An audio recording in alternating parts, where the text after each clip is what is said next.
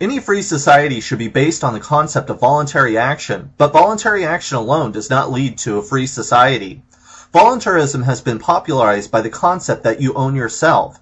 If you own yourself, then you should be able to sell your time, body, and hence, your liberty.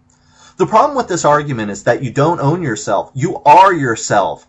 To say that you own something implies that there is an owner and the thing that is owned. You can't sell your labor because you are your labor. Otherwise, people would go back to sleep when their alarm clock goes off while their labor goes off to work. While the argument of self-ownership sounds interesting and even implies the concept of liberty, the reality is the opposite. The very idea of self-ownership turns people into commodities. It strips the humanity out of humans. People can now be bought and sold in the marketplace. On a larger scale, the commodification of human beings has stripped the humanity out of society, leaving a landscape devoid of human qualities and a people completely alienated from each other, a society in which we exist in invisible cages. The commodification and exploitation of people has always existed, but it was capitalized by Frederick Taylor in his theory of scientific management. In the late 1800s, Taylor complained that workers were lazy and can produce exponentially more by tough management. He studied the motions of workers to find out how to increase their productivity. It turns out that if an employee performed the same task over and over, then he could manufacture more product. Anyone who refused to conform to Taylor's methods were fired and had their wages reduced. Soon, a new class of managers emerged, while the highly experienced labor force was transformed into unskilled workers. It was Taylor's belief that all would be benefited by his methodology. To his surprise, with the increase of productivity and profits, the workers' wages were stagnant and even decreased. Scientific management, along with a new class of managers, quickly spread to all sectors of the economy. All of society, the schools, the workplace, the government, could be turned into large assembly lines. The fast food industry today epitomizes Taylor's legacy. Behind the counter, kitchens are geared so the worker doesn't have to move or even think. Each person performs the same repetitive task endlessly like robots. The factory of yesterday has been transformed into the high-rise and the cubicle. The factory foreman has been replaced by the suit and tie. Almost every job, including office work, has been reduced to monotonous tasks: typing, printing, going to meetings, and generating reports that nobody reads. It's all the same every day, these dungeons dressed in fluorescent lights, phony smiles, and mundane tasks. We were told that if we went to college we would be marine biologists, psychologists, and writers. With the exception of a few, nothing could be further from the truth. The average student debt today is over $23,000. All those wannabe artists, sociologists, and investigative journalists have been prepped for the reality of the cubicle, not for their choosing, because they must pay back their loans. These people will be herded into sterile offices like animals because the world doesn't want truly creative people. The private sector needs people who can write memos, push papers, and calculate profits and losses.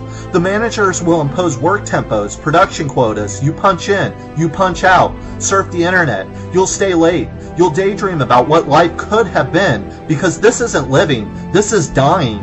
While the government is usually blamed for limiting individual freedom, nothing attacks human liberty and sovereignty more than the workplace. A person can buy you and extract your labor. An entire system of ultra-surveillance ensures obedience to your superiors. Regulations are all prevailing. You are told when to show up to work, when you can leave, and what you must do in the meantime. They watch over you, inspect you, spy on you. They punish, forbid, correct, assess, number, and abuse. You are told what to wear, you are trained how to talk, and you are forced to compete with other workers. When you talk back or make a mistake, you can be disciplined or scolded as if you were an infant. To paraphrase Bob Black, discipline is what the factory and the office and the store share with the prison and the school and the mental hospital. It is something historically original and horrible. It was beyond the capacities of demonic dictators such as Nero, Genghis Khan, and Ivan the Terrible. For all their bad intentions, they just didn't have the machinery to control their subjects as thoroughly as modern despots do. This is the complete annihilation of human dignity, transforming people into prisoners. Even the most totalitarian states never had this much dominion over their subjects. We used to get injured on the playground. Now we get occupational overuse syndrome, musculoskeletal disorder, repetitive strain, tendinitis, cervical radiculotomy, ulnar entrapment. We have problems with our eyes and our spine that even the best doctors can't figure out. The sedentary lifestyle is the new trend, along with its legion of diseases like diabetes, high blood pressure, and obesity. Performing the same task day after day, week after week, year after year is an assault on the human psyche. Nothing can be more detrimental to human growth, creativity, personal progress than the tedium of the workplace. When a person carries out the same monotonous job, they are naturally drained of energy at the end of each day. It is no wonder then that the average person spends over 4 hours a day watching television. Consider that. We spend 8 hours at work, 8 hours sleeping, and after preparing for work, commuting to work, and eating at home, we only have 5 hours to ourselves, and 4 of those are spent in front of the television. We actually live in a society that nurtures and maximizes stupidity and stunts human potentiality.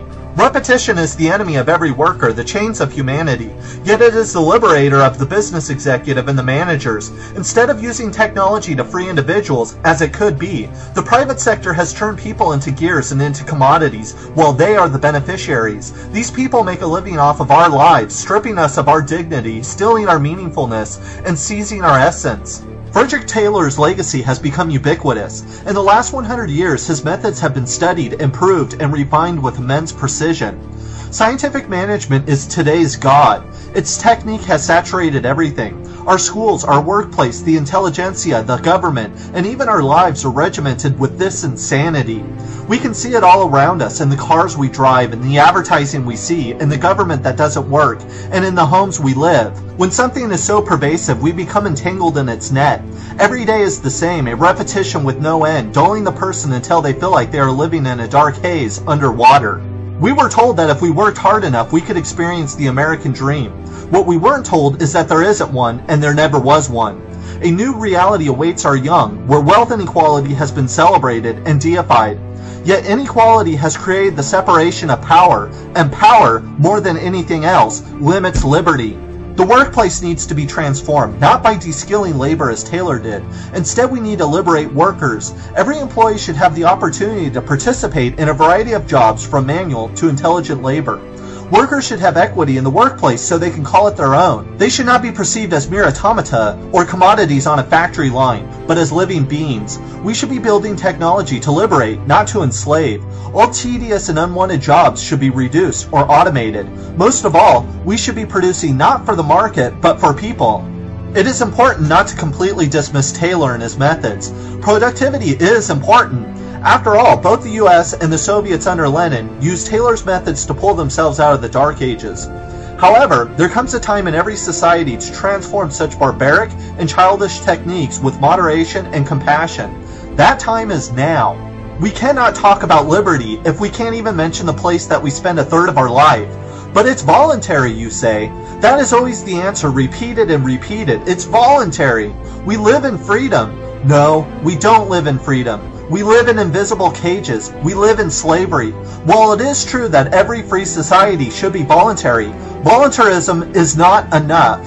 Labor should be humanity's highest aspiration, the basis of one's dignity.